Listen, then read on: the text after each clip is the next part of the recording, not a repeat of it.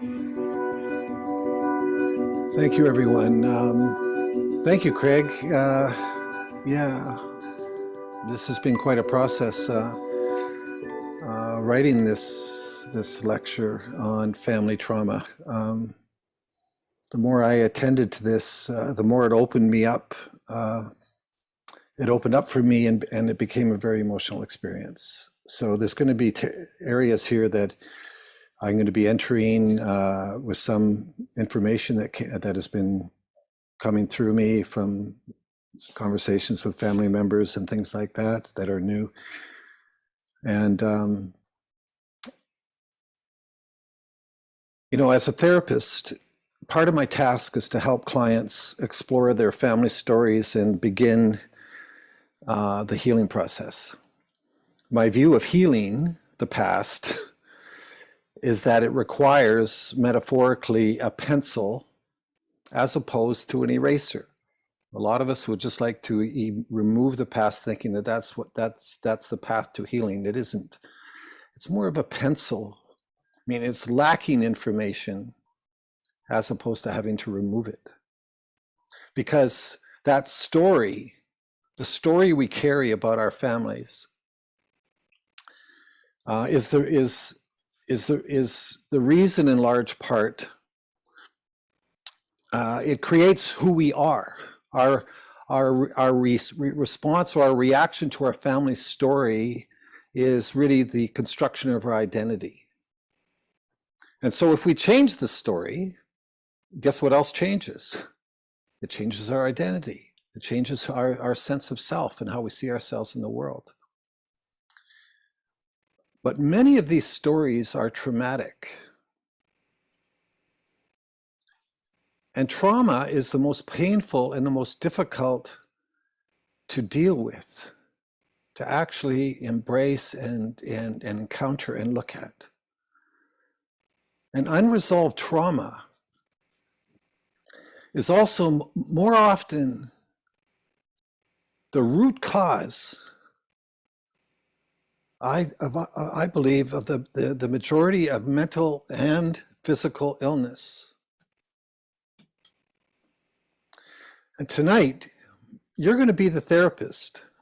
I want you to hear my story, and I want you to ask yourselves how you would be dealing with this as I am the client.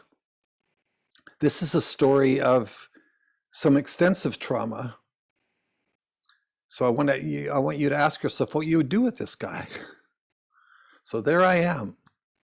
We'll be constructing a bit of what's called a genogram, and men are squares and women are circles, and it'll self-educate you as I construct it. There I am, and there I am with my older sister, Claire, my father and my mother, Patty and Lorraine, and followed by my two younger sisters, Laverne and Cheryl. And if I tell you my story, most of my story is about my father's abuse of alcohol.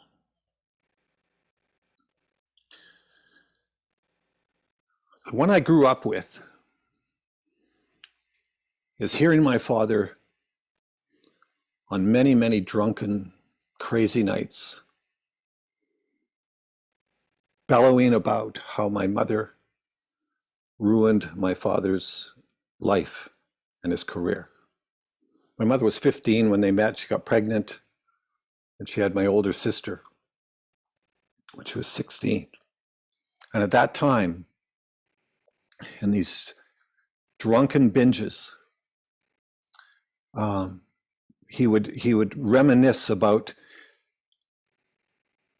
his baseball career that he had to give up. And it was true. He was actually 22 he was 7 years older than my mother. And he was actually being scouted by some professional baseball scouts.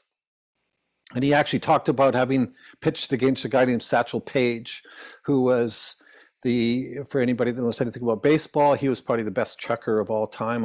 He only got to play in the major leagues after the white major leagues allowed black people to enter, and he was already in his 40s by that time. And prior to that, they would tour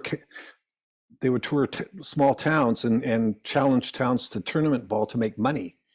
My father pitched against him and lost, but apparently it was quite a game. And so these nights were so horrible, so painful, of him going after my mother and me being the only son with 3 sisters, the age of about 8 or 9.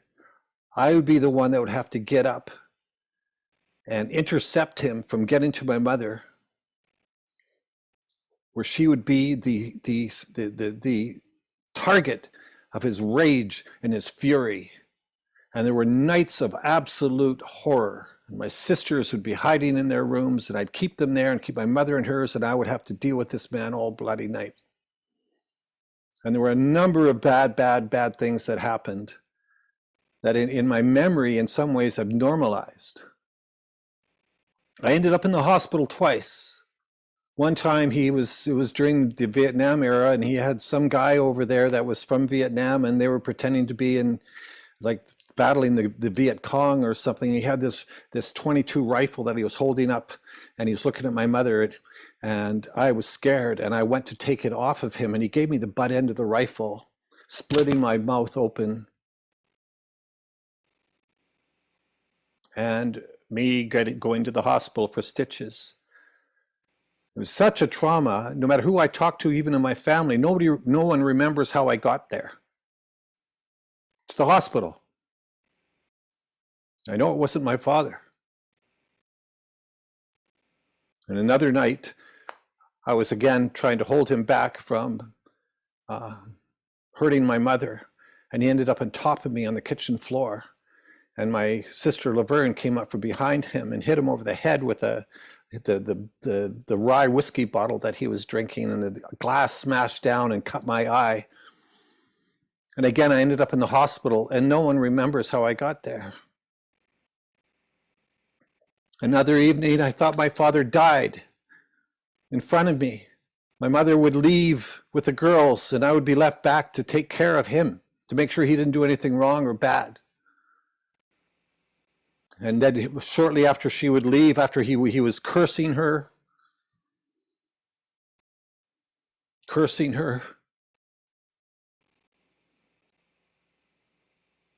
he would come crawling up to my bed, begging me to get her on the phone to get her back. And I would refuse. And I remember one night he was lying there, and I thought he was motionless. And I wondered if he died as I was looking at him. These were horrible, horrible, horrible, horrible nights. And from that comes beliefs about life, about me, about relationship, that we call the suspicion of self, or the SOS, that came really paramount for me. That men were bad and wrong and guilty. That I come from a family that we're second class, that we don't belong. We were the embarrassment of the neighborhood. Nobody would ever say anything, but I knew they knew. I wouldn't invite my friends back to my house in case he would have one of these drunken nights. And to his credit, I mean, this wasn't like a regular occurrence. This was every couple of weeks, one of these insane nights. And so from my father's story, but the story of my father and his alcoholism, I construct these beliefs about myself in these very, very traumatic moments. That essentially I do not belong and I'm defective. And I cannot allow anyone to get close to me. I can't. And from those beliefs comes a survival personality that we construct in order to survive in life, to take care of myself in life, believing I'm defective, and I would tell nobody about what was going on in my family. I created this mask of being like a little Superman. Little Superman in my household, invincible. I would be congratulated by other relatives for being so strong and so unlike my father. And I would take pride. And that's what I am. I'm this invincible, strong character that's here to rescue people. But I also would take flight. You know, I was known in high school as the untouchable by girls. Sought after, very, very popular, but I never allowed any, the longest I was in a relationship in high school was for 2 weeks. And they called me the untouchable. That was like being a superhero. I thought it was kind of cool. It wasn't cool. I was a very, very troubled boy. And we all construct these survival personalities coming from our past, whether it was trauma or whether it was severe pain, and I'll discuss the difference soon. You have to ask yourself, what is yours? Who did you have to be to survive in your family story? To cover up pain, unprocessed pain, things you couldn't talk about. A lot of us just start becoming, being right, and being a bully or over-functioning or under-functioning, hiding, being nice, invisible, codependent, opinionated. There's so many descriptives here of who we become in order to protect ourselves from our story that we carry, or that are driven by the story that we carry.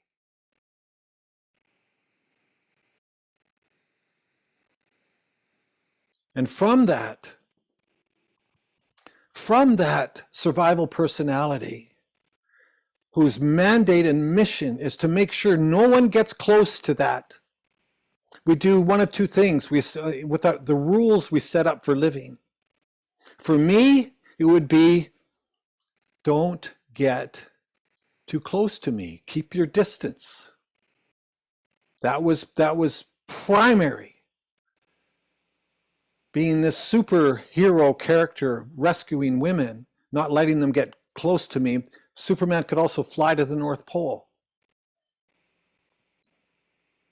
So we set up rules for survival to either keep people away from our story or to make up for our story and what didn't happen there. So we could either be distant or we could be extremely needy. Desperately needing other to fill ourselves up and having rules in relationship about what that is. And it doesn't work, because no matter what gets in, it's not going to feed what's behind it. In these moments of severe trauma, our response to this kind of emotional danger, for me,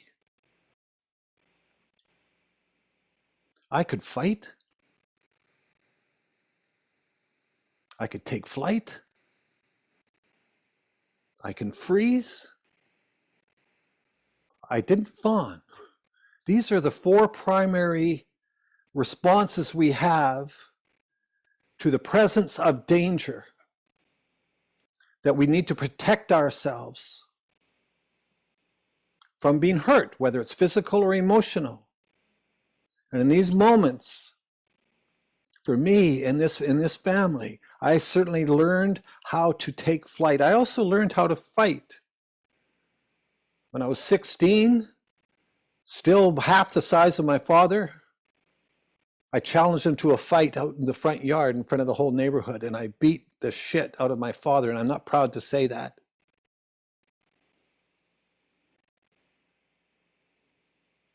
I would take flight when I'm with others, women, relationship, and when they got too close, I could also freeze emotionally. Not know what to do, almost dissociated, but what to do with somebody that's close to me. These are the four for fawning, for your curiosity. Again, it's a survival, instinctive response to danger, that you will please the predator, appease the predator, give the predator everything he or they need in order to make sure that you're not hurt. Fight to protect yourself, flight to run to safety, freeze to numb it all out, and even freeze in the animal kingdom. It's part of our makeup is one to act dead so that the predator leaves you. It also is a function of numbing yourself in the presence of your imminent death, that it eases the pain, that we're even protecting ourselves all the way to death. These are all inbuilt neurological wiring we have to deal with danger. And it comes to help us. To help us sort out the problem. And then it becomes the problem. And I'll tell you why soon. There's me, my superhero. And if you look really closely, you might even see me looking a little like him. That's my only humor of this entire talk. And what's the result of all of this? Inasmuch as we're responding and reacting to our family story, actually, this is our way of keeping the family story alive. The very one, the more we try and run from our family story, the more we're going to run into it because we're carrying it with us. Eventually, for me, it just adds up to tragic relationships.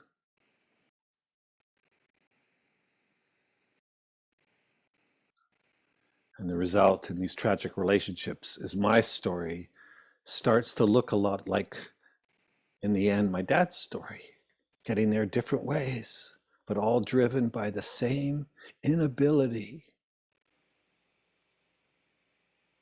to deal with internal emotional pain. And those rules that I establish,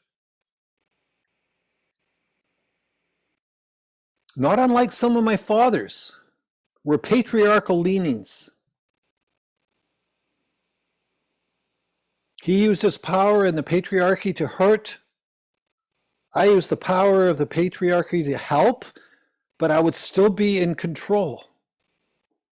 I needed to be in control and keep the women in my life at a distance to protect myself from what I fear they might find. Criticism was like my kryptonite. And I defended and I defended and I defended. And I'm just going to run through just briefly what some of my own life story. From 1974 to 79, I was married. It was my first marriage, and this is with a girl. I'm just giving the initials K, who I chased. I chased for 4 years, writing songs about her. I wrote an entire album, almost committed to her, to try and romance her into my life. And she finally came. The moment she came to me and said, "I love you, Dwayne," was the moment that I fell out of love with her. And we were married, and I spent 4 years basically not being there until she finally left for someone else. And I was devastated. I was absolutely devastated. And I fell in love with her again. after she left. It was very tragic. It still haunts me. And I still clean that one up with her. So after that ended in 1982, a lot happened in 1982. I met B, who I was in a relationship with for about 13 years. And this one was saturated with drama. It's like a roller coaster without any brakes. Sensationally dramatic, painful moments. We broke up 20 times in a 13-year period. Both of us leaving half of the time, while the other one would be devastated. It was the quintessence of codependency. My whole life fell apart during this period of time. I was losing friends. I'm surprised I didn't lose my job, because I was just running tape loops all the time about the drama in our relationship. I was a family therapist. I lost virtually everything in my life through this period of time. My career as a musician, losing friends, even family didn't know what to do with me. And I sunk into a deep and dark black depression around 1990 that lasted for about a year and a half, where I didn't know how I was going to get through the next minute, never mind the next day, until I finally found my way out. But also during that period of time, in 1982, when I met B, it was the year my parents broke up. My youngest sister had just left the house, and my mother had stuck it out with my father until Cheryl had left, and then she left him. My father was devastated, and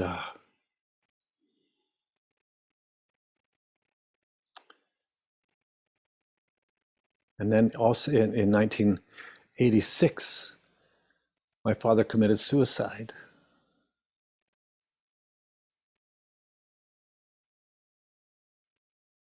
Totally broken and suffering with multiple sclerosis and living alone in an old folks home, even though he was in his early 60s. He committed suicide in 1986. I'll tell you more about that soon. But this was like a series of heavy duty losses. I mean, I never even considered my father's suicide a traumatic event until recently. More, I felt sorry for him, how pathetic this was, how I wished he had been something else, how I wished he would have shown me how to enter senior years with integrity and clean up his past and all those sort of things. But I hadn't really considered the impact that had on me and my family. I think it had a whole lot to do with my depression a few short years later.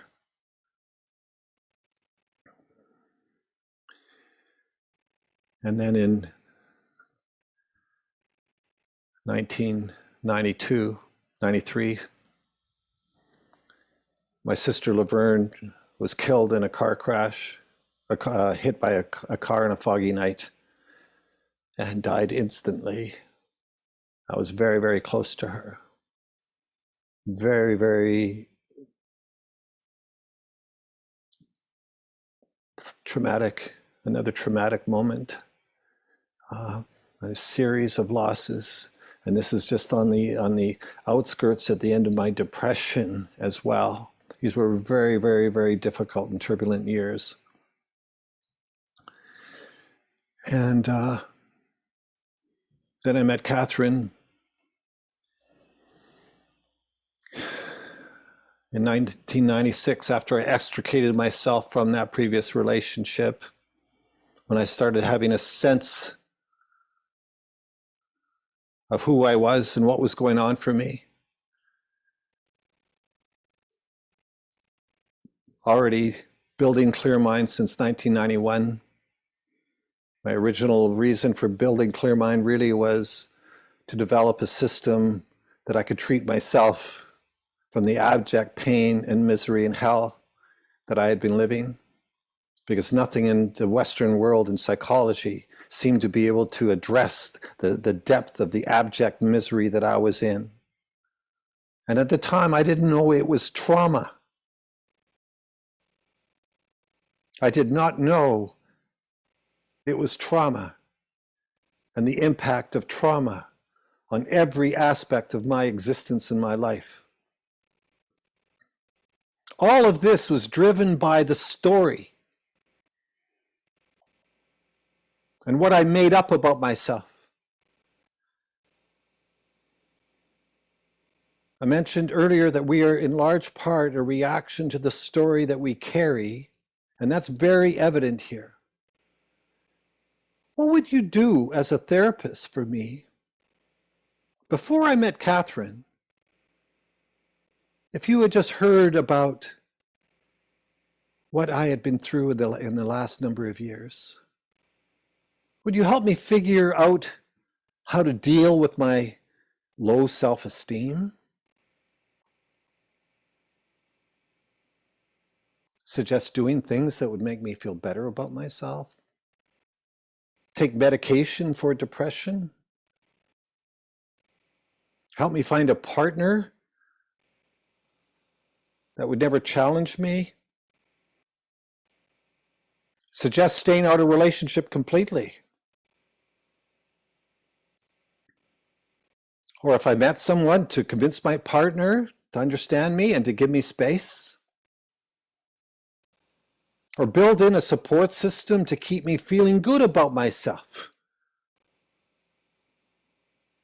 Or to get out my anger a little deeper at my father's grave? Because you should know, early on in therapy, even in the 70s when he was alive, in 80s when I went to therapy, I thought I had to get angry at the bastard. That would make me feel better. So I did primal therapy, which is all about primal scream. Get angry at the bastard. That'll make you feel better. I didn't feel better. Then it was forgive the bastard. So I forgave the bastard. But I didn't feel any better. I felt some relief. No, that was not the solution. Because if he remains a bastard simply, in my mind, then I will remain a victim simply. And my story fundamentally has not changed. My father isn't just a bastard. He did some bastard things, that is for sure. Until I have an accurate view of my father, I will not recover an accurate self.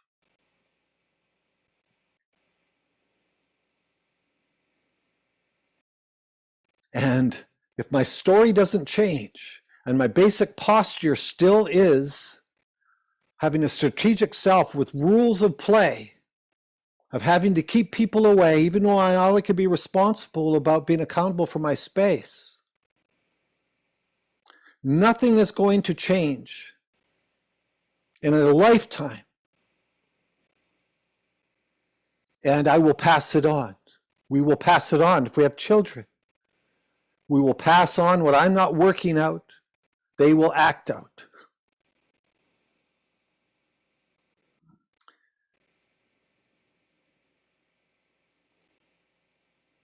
Trauma. And here's what really came up for me in putting this lecture together. Trauma doesn't typically exist in isolation. And yet so much of the conversation today around trauma, and there's so much, is so much about the individual experience of trauma and what we have to do. But families with an incidence of trauma most likely will have a multi-generational traumatic history or field that's been passed down, that has not been sorted out, not worked out. What has been passed down is that toolkit, those rules. The rules of play are the first thing you learn in your family system, that are given to you with its intent to help you, protect you by your parents. They do not know what they do not know. But they don't realize they're also passing down the responsibility of the lack of processing whatever happened to them to you. How does that transmit? It transmits through those rules, through their cover story and defense.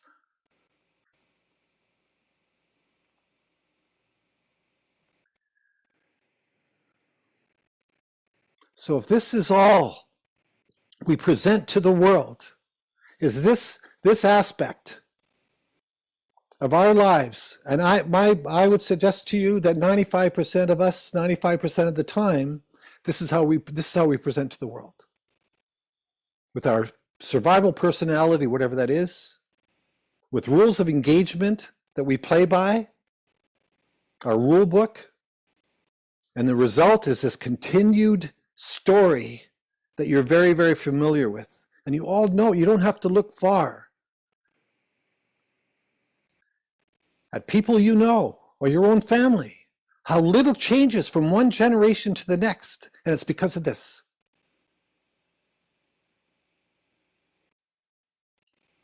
It's because of that. Maybe the problems in my life, maybe if I'm in control, maybe I'm not in control enough. Yeah, I'll just become more controlling. I'll become more of a bully. I'll become more of an overfunctioner. I'll disappear some more. I'll stay out of the line of fire. We just recycle our stories, and it amplifies from generation to generation, waiting for a hero. So we have to move towards what preceded the rules and the survival personality in order to actually finally heal.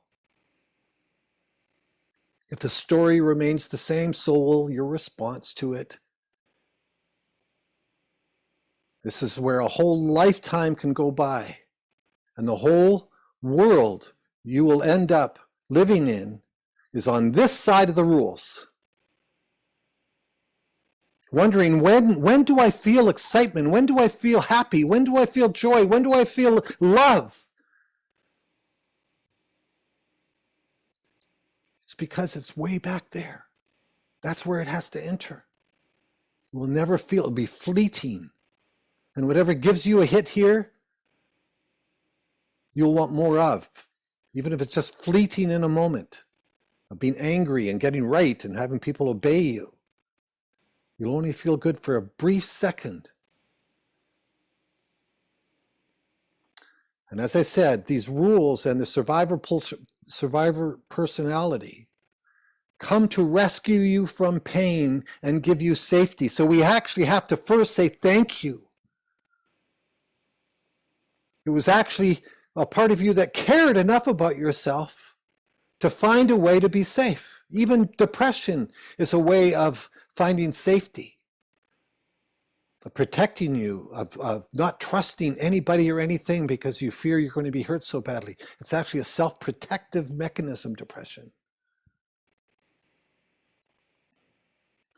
But inasmuch as this becomes the promise of helping you, helping solve the problem, it becomes the problem.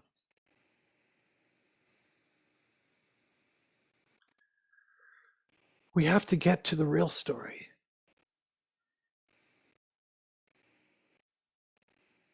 The story behind the survival personality. And we have to do that with someone. Because back then in trauma, the primal characteristic of a traumatic state that becomes chronic and sustains itself is that you had nowhere to go. You had no one to hear you. You had no one to see you. You had no one to feel you, which would be a normal response to you being in a dangerous situation in your family. That your family would help you feel safe. But instead, in chronic traumatic families, you are ashamed. You are isolated. You are made wrong. You are made guilty. You're told to keep secrets, to lock it up. And there you are alone, being haunted, but not being able to deal with anything, with anyone. And it manifests and gets stronger inside of you, in the basement of your psyche, remains there, and remains there. At some point in our life, I had to let myself have someone to be with. The depth of the pain that I was, and I'm still in and dealing with. I remember one moment with Catherine. I was also in therapy doing this at the same time. I remember what Catherine and I were teaching or giving a lecture called It's Your Wonderful Life, and it was paralleling It's a Wonderful Life with Jimmy Stewart, the movie. And for those that can remember that, Jimmy Stewart was sunk into a depression. He felt like he had lost all purpose in his life and was stuck in this small town and was very, very angry and very, very upset. And then he was part of someone stole money from the business that he was running, and he felt responsible for it, and he was going to take his own life. And he went to this bridge to jump off to end his life. And he was rescued by an angel and didn't do that. But I remember turning to Catherine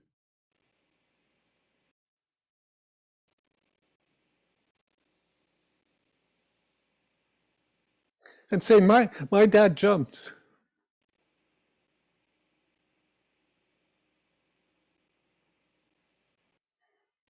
He didn't come back.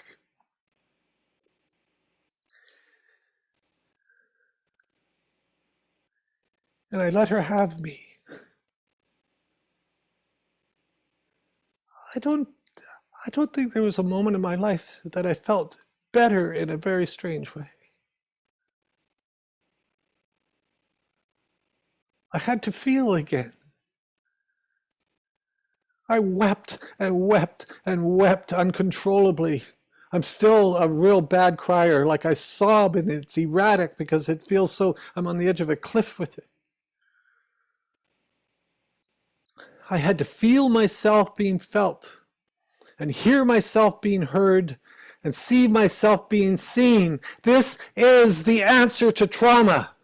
There is none other, because that's what we needed back then. And until we get it now, nothing is going to change. And it's such a beautiful experience. It's what we do in our workshops. This is what we do.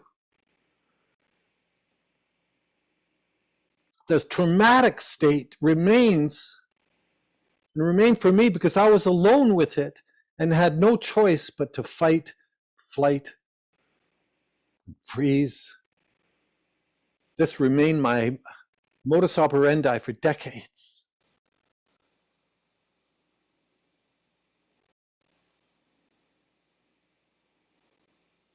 I let Catherine take me, hold me, and love me, and I still got a long ways to go. But it's the only place to be.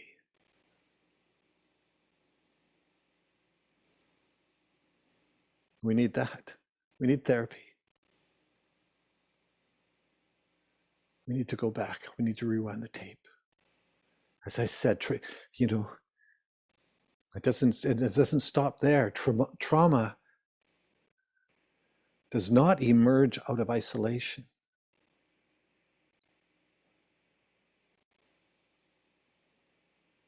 Trauma is multi-generational. There is a field of trauma that also precedes me.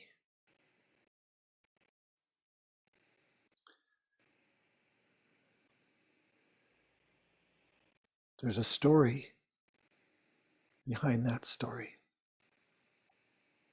I'm going to start with my dad. That picture I just showed is actually in, the pictures that get passed down from parts of the family and other parts of the family of that you're putting in photo albums. Look at this picture. Of so many of my Irish relatives, drunk out of their brains, passing out on the ground. What was going on for them? The Irish. From 1641 to 1652, over 500,000 Irish were killed by the English, and another 300,000 of them were shipped out as indentured servants in British colonies. The Barbados, Antigua, around the world. 300,000 in indentured servitude, which is just one step up from slavery. The black population were not even considered human beings. That dignity was not stripped from the Irish, but they were treated with indignity, punishment,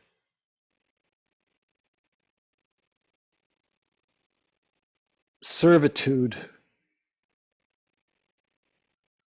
for years and years and years, with having such a dent in their identity. The Irish carry such a deep wound in having their land taken away from them by the English, their population massacred and turned into near slaves, where all they would have left is alcohol and storytelling.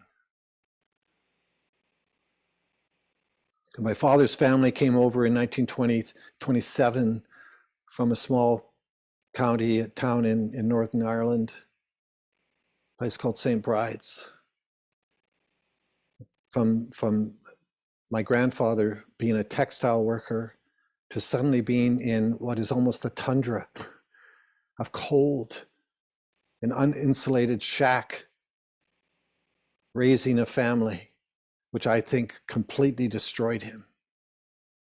From what I heard, my grandfather started to fall into depression, of which is really, really, you can see it all over in my Irish side of the family, with depression and suicides. And World War II came. And my father was the only one that couldn't go to World War to fight in the war. And he always felt like he never could prove himself to his father. It was probably the only real conversation I really had with my father. When I was in first year psychology, I decided I was going to be a psychologist back home, and I interviewed my dad about his relationship with his dad. And he instantly started crying. I said, how did your dad love you? And he instantly started crying, sobbing that he couldn't go to war to prove his love for his dad.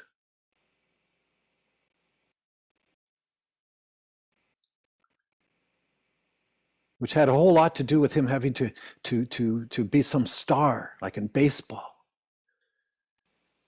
And what that would mean to him to have no opportunity to impress. And I also found out recently that his younger brother, Willie, who died, I knew during the war period,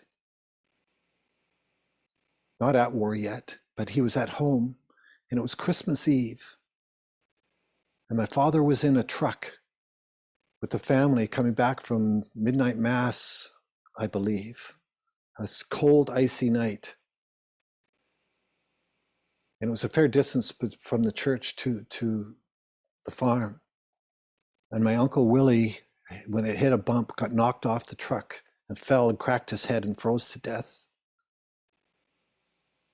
And they didn't realize that until they got to the farm, that Willie wasn't there. And this kind of shocked me when I heard about this, because some of my father's worst nights of horror in our home was on Christmas Eve.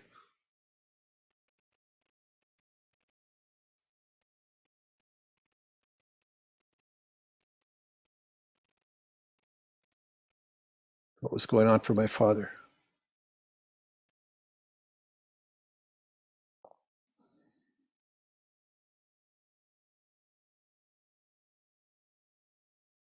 So there's my father. Like there was so much pain, both in the history of being Irish, being brought over to Canada, and his own personal story. And it still isn't over.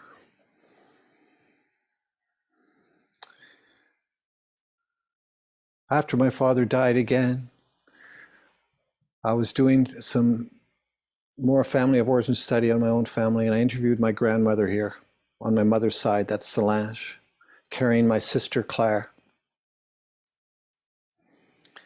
And I went to her and I said, gee, being in this Catholic family, French Canadian Catholic family, I guess you forced my father to marry my mother.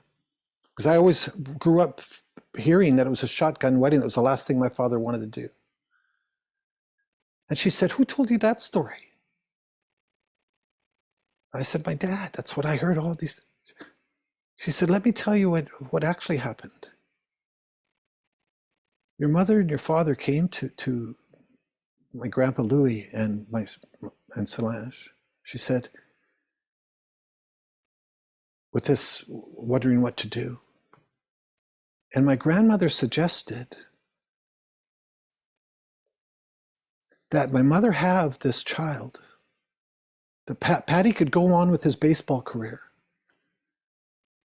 My mother could have this child on the farm, and my grandmother would call it hers. I have two uncles younger than me.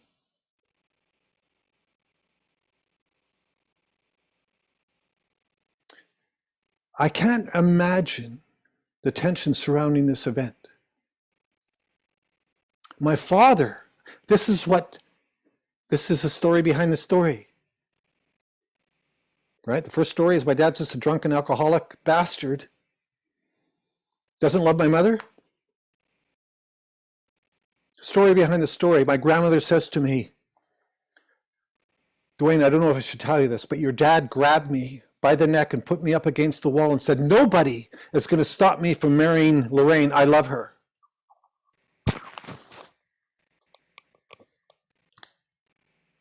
What? What?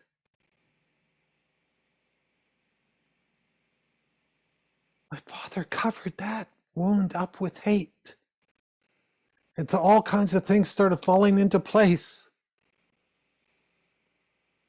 My mother was 16, 15 maybe at the time. She had 3 kids before she was 21.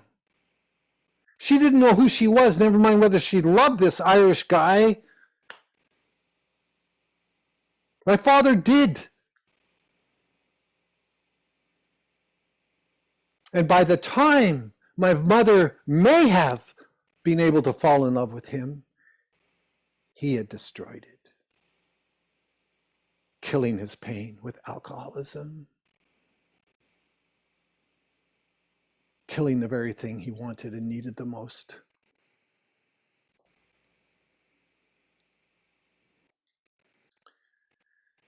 That's what my father is carrying underneath his survival personality, this bastard. I can't tell you what that did to me. to be able to see and touch my Father's heart. And it's not to dismiss anything. An accurate view of my Father, if he was alive today, we'd be having to talk about all those things.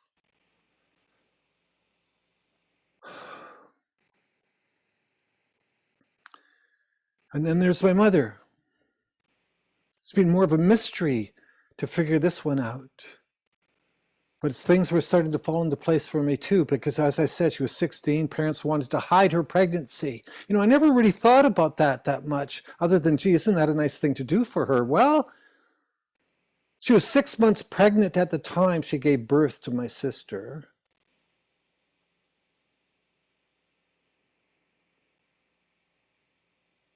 She would have been feeling shame. There's actually a shameful message to come from, as protective as it is, from Solange and Louis, her parents. This is wrong. We're going to hide it, and we're going to hide you.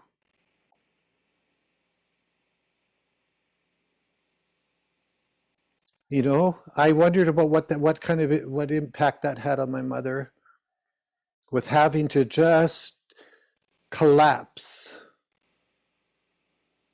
and give in to the powers that be and be kind of silent.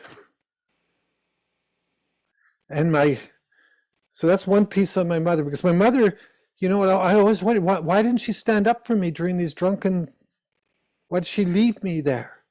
She had no idea of her own power. She would just sway with the powers that be, instead of having some solid sense of herself and what was right. She loved us. My mother was stunning with coming to being there for us, and rituals and dinners and bedtime, all of that stuff. She was stalwart. She deserves a gold medal. But my mother is 89 now, still alive. I think she's just we're having some deeper conversations. She's just getting to know herself, and to her credit, we talk. And another piece in it from my mother. Her grandmother was Métis. I have a great uncle who was a chief in Saddle Lake, Alberta, from 45 to 49. And during these drunken episodes, my father would frequently throw out the ugliest racial slurs about her Métis background in front of us, that I'm still trying to appreciate the impact that had on her, never mind me.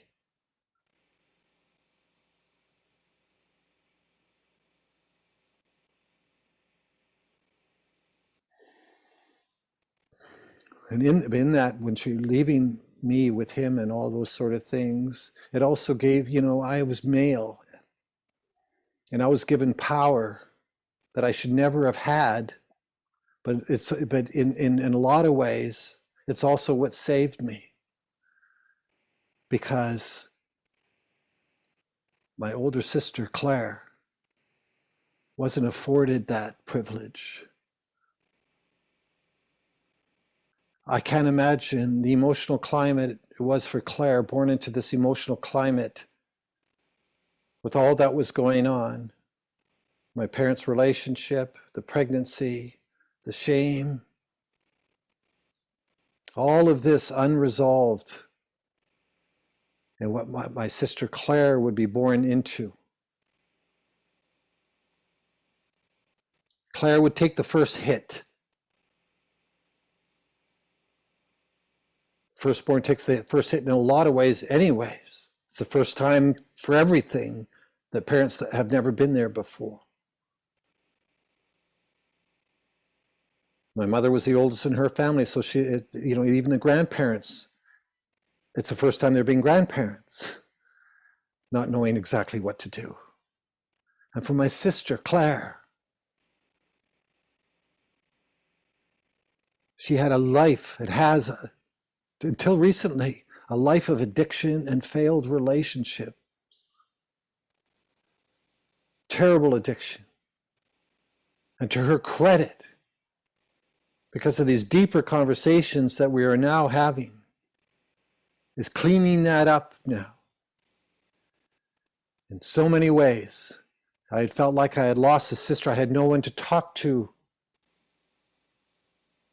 in her anymore, even though we grew up very tight. When she entered that world of addiction, I felt like I had lost another sister. In many ways, I feel like I have one back. And then my youngest sister, Cheryl, who was born on my birthday, on my 12th birthday.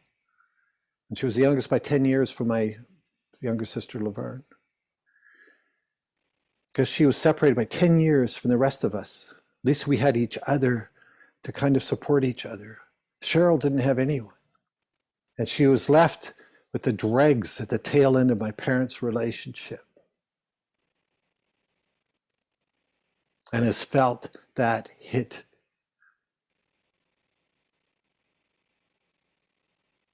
And it's measurable in her life. But she too is finding her way back. We're all in deeper conversations now, talking about the story behind the story, where we become more of who we actually are, always have been, but now maybe can be in totality. And we can't do that if we just hide behind our strategic personalities and the rules we play by. Nothing is going to change. And it is tragic because your life, the mission of your life, is to become more of who you are and free of the bondage of these traumatic moments, whether it's acute trauma, meaning one incident, or chronic trauma, meaning the theme of trauma, or just extremely painful moments that aren't entirely resolved. We can only do that by reaching out to another, a therapist, a friend. But with trauma, we need professional help to help us get guided through that process, because it's not easy. But the joy of bringing this part of you back into your life to become one person, instead of who am I going to be this time when I walk into a room? What danger shall I avoid? What strategies shall I incorporate? The joy of being able to fall into Catherine's arms that day may have been the most powerful moment of my life, that overrode the neuro network inside me and built new pathways. And we can't do that unless we go in to the story behind the story. And that's what we do in these workshops. This is what we do profoundly in these workshops. We're in the middle of one right here, right now. The Root Awakening for 2 weeks. I wish I could tell you what's going on here. It is out of this world. I posted one picture on Facebook today. So,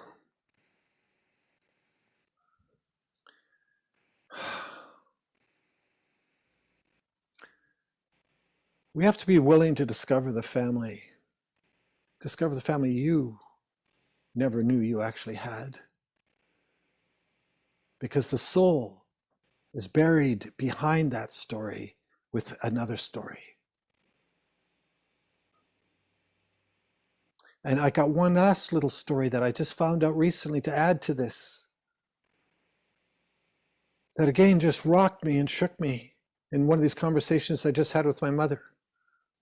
Talking about I said we should go visit Dad's grave because no one has.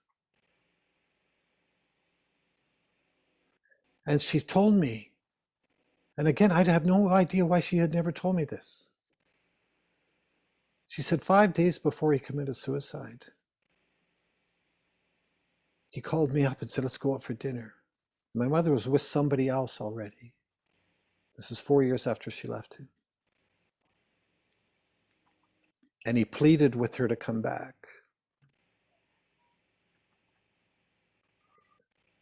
And he ended that conversation by saying something to the effect, is I won't be bothering you again.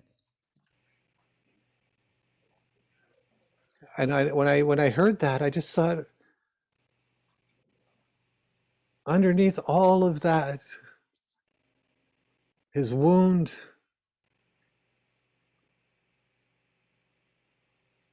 was still alive and he couldn't stand the pain. I had lived since 1986 with this idea that maybe I should have called him that weekend, with guilt, not realizing that the only thing that would have kept him alive was my mother saying, come back. But that's such a tragedy, so much pain. But it's a good pain in a way. Because I could touch my father as I touch my mother, and I touch my sisters, and let them touch me. So discover the family you never knew you had, so that your family